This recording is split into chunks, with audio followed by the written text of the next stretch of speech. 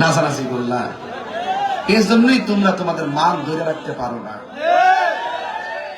47 থেকে 71, 71 থেকে 86, 86 থেকে 91, 91 থেকে 96, 96 থেকে 2025। তোমরা রং যে কোনটা আমরা জানি না। এই জন্য আর নিফাক বি এতেকাদ, শুনেন, কাফেরের চাইতে মুনাফিক খারাপ। কাফের তো দেখলে বোঝা যায়, এদেরকে আমরা চিহ্নিত করে রাখি তবে কর্মর কারণে, চলার কারণে। আর মুনাফিকদেরকে কিন্তু দেখা যায় একরকম, ভিতরে আরেক রকম। এইরকম দ্বিচারিতা এবং কথা কাজের গরমিল যখন পরিলক্ষিত হয়, তখন আমরা যারা ধর্ম নিয়ে গবেষণা করি, আমরা মাঝে মাঝে একটু গরম হয়ে যাই।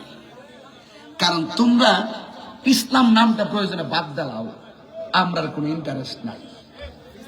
যদি ইসলাম নাম দাও, কাজটা ইসলামের মতো করতে হবে। কারা রাগ করবো, কারা গুসা করবো, আই হ্যাভ নো টাইম। আমি তাহিরি হুজুর দায়িত্বহীন ভাষায় কথা বলি। ইসলাম কথা নিয়ে কথা বললে তোমাকে ইসলামের রূপরেখা মেনে কথা বলতে হবে। একদল আছে, তারাই মুসলমান নিজের দাবি করে, কিন্তু আমার নবীর শেষ নবী মানে না। আমি কইছি, যদি মুসলমান দাবি করতে চাও, নবীর শেষ নবী মানতেই। আর যদি না মানো, তাইলে হিন্দু খ্রিস্টান নাম, যেমন আরেকটা, আমাদের কোনো চাওয়া পাওয়া নাই, তোমরাও আরেকটা নাম দাও, কিন্তু মুসলমান নাম দিতে পারতা না।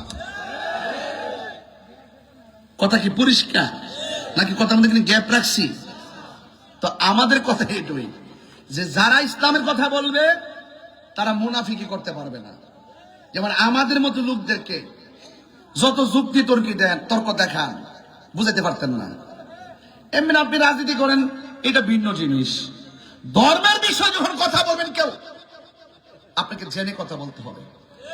আপনি ধর্মের কথা, এটা মাথা পাগড়ি পরছি না আমি, এই পাগড়ি পরে টুপি লাগাইয়া আমি যদি মন গড়া কথা বলি, সাধারণ পাবলিক হয়তো না ধরুক, কিন্তু আরেকজন আলেম তোমার মতলবটা বুঝবো। এই জন্য বাজান, আমরা ওই লোকগুলারে চিনি, আমরা জানি এক পাল্লায় থাকে না। এরা গুপ্ত ক্যাটাগরির লোক, যেখানে সুযোগ পায় হেহানি ঢুকে, সুযোগ পাইলে শরবত খায়, নাইলে কামড় মারে।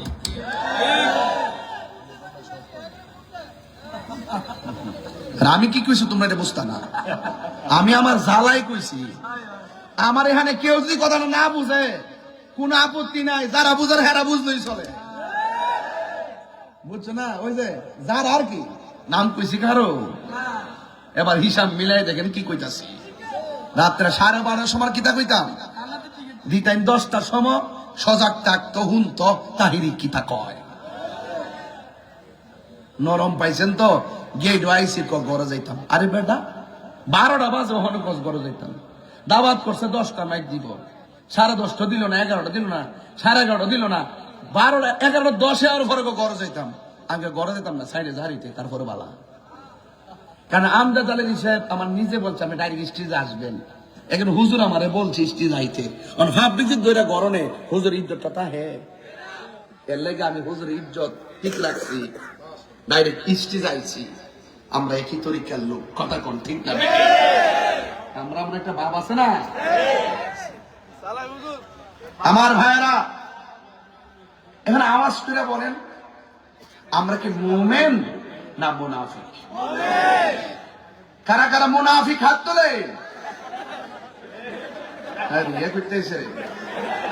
ঠান্ডা করে, ঠান্ডা করে, ঠান্ডা করে।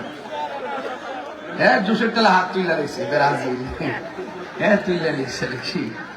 কারা কারা খুশি একটু হাত তোলেন না দিয়ে। কারা কারা খুশি? মুমিন।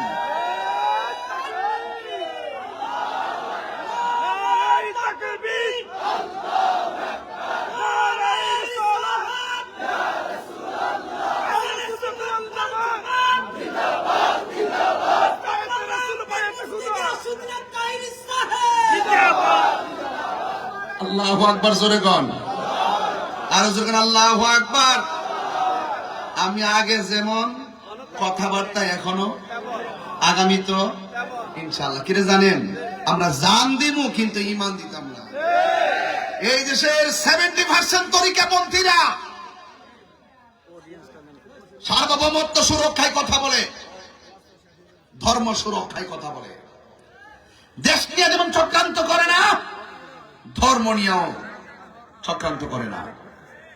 দেশ এবং ধর্ম দুইটাই ঠিক রাখতে হবে।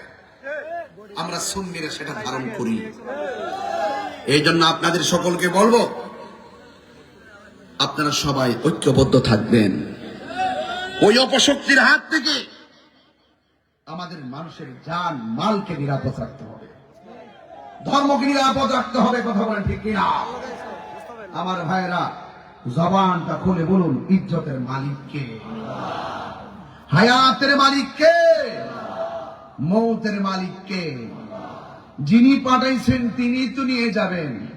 কেউ আগে, কেউ দিনে, কেউ সকালে, কেউ দেশে, এটি তো। আর কিছু আছে কি না? হেদায়েত যদি থাকে, যদি হেদায়েত নসিব থাকে, কোনো না কোনো ভাবে সঠিক রূপরেখার হৃদয় ধারণ হবে।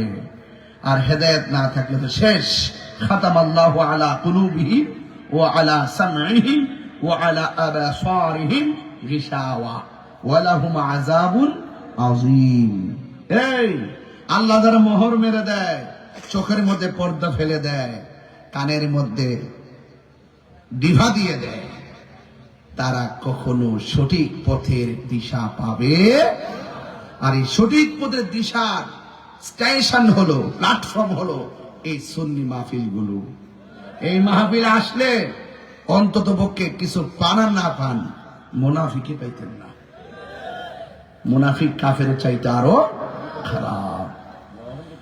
মুনাফিকরা জাহান্নামের নিম্নে বাস করে।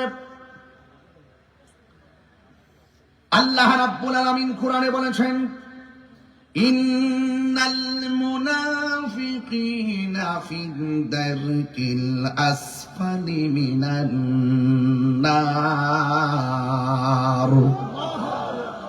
আল্লাহ রাব্বুল আলামিন বলেন, নিশ্চয়ই মুনাফিকরা জাহান্নামের সর্বনিম্ন স্তরে থাকবে। এখন প্রশ্ন করবেন, হুজুর জাহান্নামের গভীরতা কত? আল্লাহর হাবিব একদিন সাহাবায়ে কেরামদেরকে নিয়ে বয়ান করতেছেন, ওয়াজ করতেছেন। সাহাবীরা মনোযোগের সাথে ওয়াজ শুনতেছে। এই মুহূর্তে হাজীগঞ্জে যারা ওয়াজ শুনতেছেন, হঠাৎ করে একটা ঠাডা পড়লে সবাই ভয় পেয়ে যাবেন। আল্লাহর হাবিব যখন সাহাবায়ে কেরামদেরকে নিয়ে কথা বলতেছেন, ওই মুহূর্তে হঠাৎ করে একটা বিকট আওয়াজ হলো। বিকট আওয়াজ হওয়ার পরে সাহাবায়ে কেরাম আমার নবীরে ডাক দিয়ে বলেন, ইয়া রাসূলুল্লাহ, নবী গো, ও মায়ার নবী, দয়ার নবী, এতক্ষণ কোনো আওয়াজ ছিল না। এতক্ষণ নীরবে নীরবে, এতক্ষণ নীরবে নীরবে, এতক্ষণ নীরবে নীরবে ওয়াজ শুনেছি। এতক্ষণ নীরবে নীরবে ওয়াজ শুনেছি। ডানে কোনো আওয়াজ ছিল না, বামে কোনো আওয়াজ ছিল না, সামনে কোনো আওয়াজ নাই, পিছনে কোনো আওয়াজ নাই। হঠাৎ করে একটা বিকট আওয়াজ কোথায় থেকে আসলো? হাজীগঞ্জের মানুষ, চাঁদপুরের মানুষ, শাহরাস্তির মানুষ, আপনারা জবান খুলে বলুন, আমার নবী আওয়াজের সন্ধান জানার ক্ষমতা আছে না না?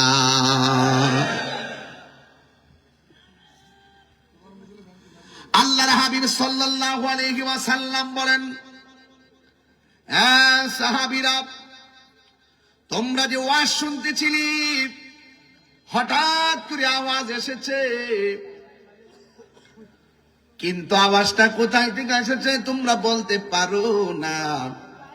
আমি নবী যাহা দেখি তোমরা তা দেখো না, আমি নবী যাহা শুনি তোমরা তা শোনো না, আমি নবী যাহা বুঝি তোমরা তা বুঝো না। দলিল, তোমরা মনে করতে পারো পৃথিবীটা অনেক বড়।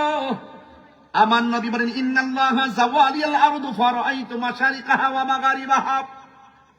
তোমাদের কাছে পৃথিবী অনেক বড় লাগে, কিন্তু আমার আল্লাহ সারাটা পৃথিবীকে আমার কাছে এত ছোট করে দিয়েছেন, আমি হাতের তালুর মধ্যে সব দেখতে পারি।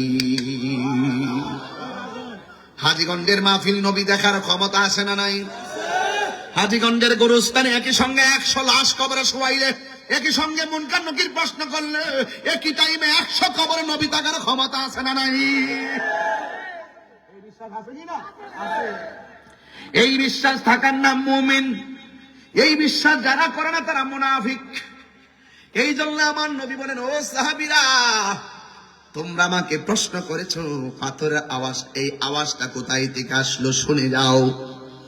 আল্লাহর হাবিব বলেন, তোমরা যখন ওয়াজ করতেছো, ওয়াজ শুনতেছো, আমি নবী তোমাদেরকে ওয়াজ শোনাচ্ছি, যে আওয়াজটা আসছে, এই আওয়াজটা কোথায় থেকে আসছে জানোনি? কয়েক আল্লাহ এবং তার রাসূল ভালো জানেন। আল্লাহর হাবিব গায়েবের খবর দেয়। আল্লাহর হাবিব হাজির নাজির স্বরূপ উন্মোচন করেন। আল্লাহর হাবিবের পাওয়ার তুলে ধরেন। আল্লাহর হাবিব বলেন, আইয়ুকুম মিসলি, কে আসো আমার মতো? আমার মতো কেউ নাই। আল্লাহু ইউতিমুনি ওয়া ইয়াসকিনি, আল্লাহ আমাকে খাওয়ায়, আমাকে পান করায়। বয়স্ত মুআল্লিমান, আমার শিক্ষক এক পৃথিবীর কেউ না, আমার শিক্ষক হলো স্বয়ং আল্লাহ। চিৎকার মেরে করে সুবহানাল্লাহ। কে আসো আমার মতো? আল্লাহর হাবিব বলেন, তোমরা ওয়াজ শুনতেছো, যেই আওয়াজটা আসতেছে, এই আওয়াজটা অন্য কোথাও থেকে আসে নাই। আজ থেকে 70,000 বছর আগে। সুবহানাল্লাহ। কয় হাজার বছর? এটা কি সাধারণ খবর নাকি? আজ থেকে 70,000 বছর আগে জাহান্নামের মুখের মধ্যে আমার আল্লাহ এই পৃথিবীটা যত বড়, এর চাইতে 70 গুণ বড় একটা পাথর জাহান্নামের মুখের মধ্যে ছেড়েছে। এই পাথরটা 70,000 বছর পরে আজকে যাইয়া জাহান্নামের তলদেশে পড়েছে। তাহলে জাহান্নামের গভীরতা কত? জাহান্নামের গভীরতা কত? হে যুবক, জাহান্নামের গভীরতা কত? এই জন্য কাফের তো কাফের, ওই মুনাফিকরা জাহান্নামের সর্বনিম্ন স্তরে থাকবে, একদম নিচে থাকবে। অন্যান্য জাহান্নামীদের পুষগুলো গলে গলে যে জায়গার মধ্যে পড়বে, একেবারে তলদেশে মুনাফিকরা যায়া পড়বে। এখন প্রশ্ন হলো, মুনাফিকদের আলামত কয়টা? মুনাফিকদের আলামত হলো 3টা। 1 নম্বর, মুনাফিকরা কথা বললে মিথ্যা বলবে। 2 নম্বর, ইজা ওয়াদা আখলাফা, মুনাফিকরা ওয়াদা করলে ওয়াদা খেলাফ করবে। 3 নম্বর হলো ইজা তুমিনা খানা, যখন মুনাফিকের কাছে কোনো আমানত রাখা হবে, আমানতের খেয়ানত করবে। আমি আরেকটা হাদিসের মধ্যে পড়েছি, মুনাফিকদের আলামত হলো 4টা। 4 নম্বরটা কি জানেননি? সে নামাজ পড়বো, রোজা করবো, কফলের মধ্যে দাগ ফালাইবো, কর ফালাইবো পায়ের গিরার ভিতরে, কিন্তু সকালবেলা বলবে এক রঙের কথা, বিকাল বেলা আরেক রঙের কথা। এমন মুনাফিক সমাজের ভিতরে আছে না? না আছে। মুনাফিক। এই জন্য মুনাফিক জাহান্নামের আগুন পুড়তে পুড়তে লাল হয়ে গেছে। এখন বর্তমান থেকে কিয়ামত পর্যন্ত, আজীবন পর্যন্ত জাহান্নামের আগুনের রং হবে কালো কালো। হাজীগঞ্জের চুলার মধ্যে আগুন ধরায় লাকড়ি দিয়া, হাজীগঞ্জের চুলার ভিতরে আগুন ধরায় কাঠ দিয়া, খেরের কারি দিয়া। কিন্তু জাহান্নামের আগুন আল্লাহ কি দিয়া ধরাবে?